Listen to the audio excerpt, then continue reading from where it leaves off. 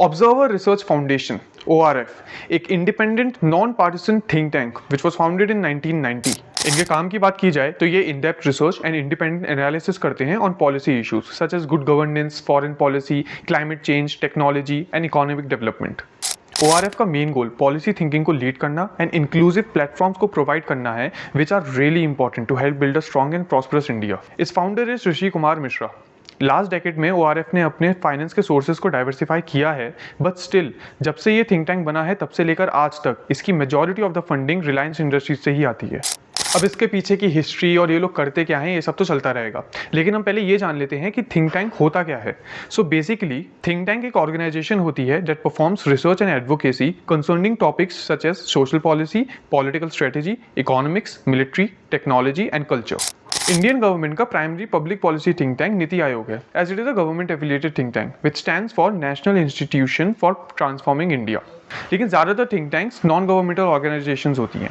They are often funded by individual donations with many also accepting government grants. I know समझाता हूँ।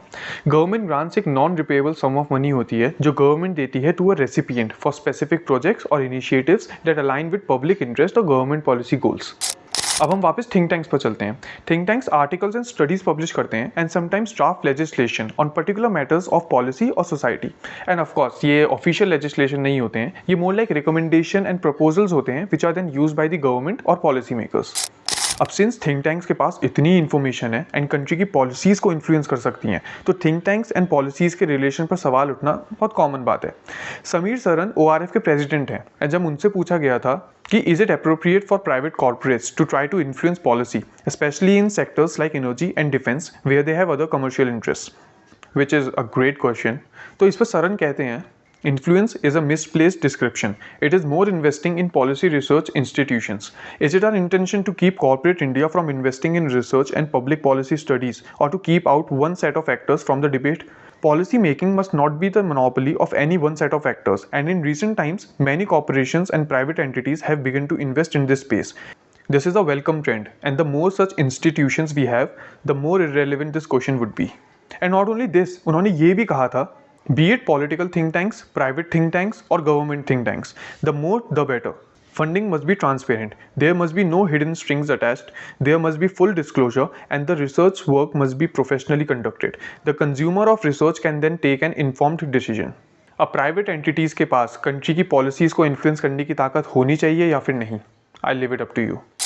Now we are going to talk about the Raisina dialogue. ये India का one of the most important conference है on geo politics and geo economics, जो कि 2016 से हर साल new Delhi में होता है। एंड 2016 से ही ORF has been hosting the Raisina dialogue which has now become one of the world's premier events in the foreign policy and strategic affairs space. ये event ORF and ministry of external affairs jointly host करते हैं and they also share the event's funding.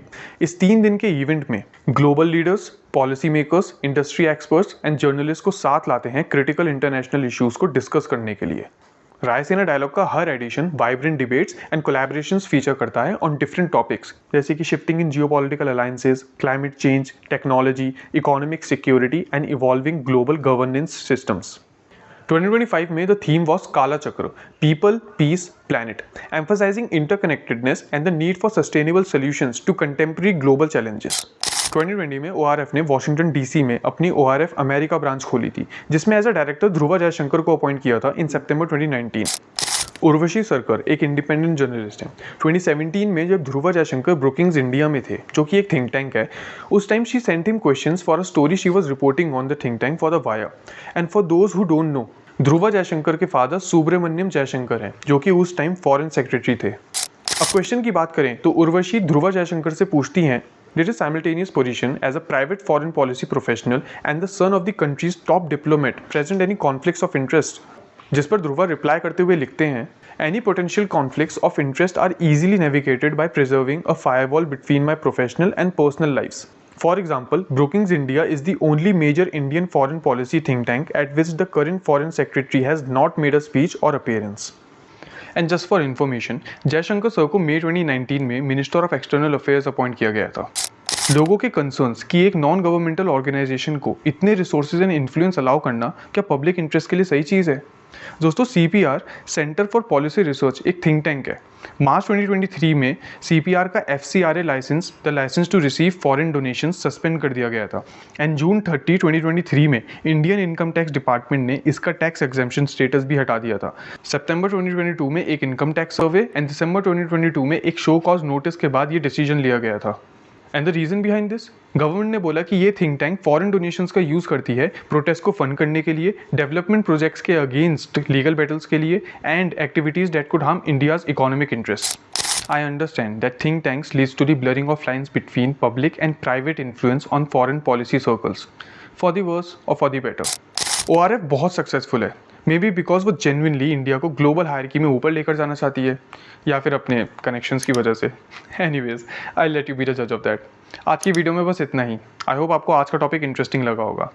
I see you in the next one.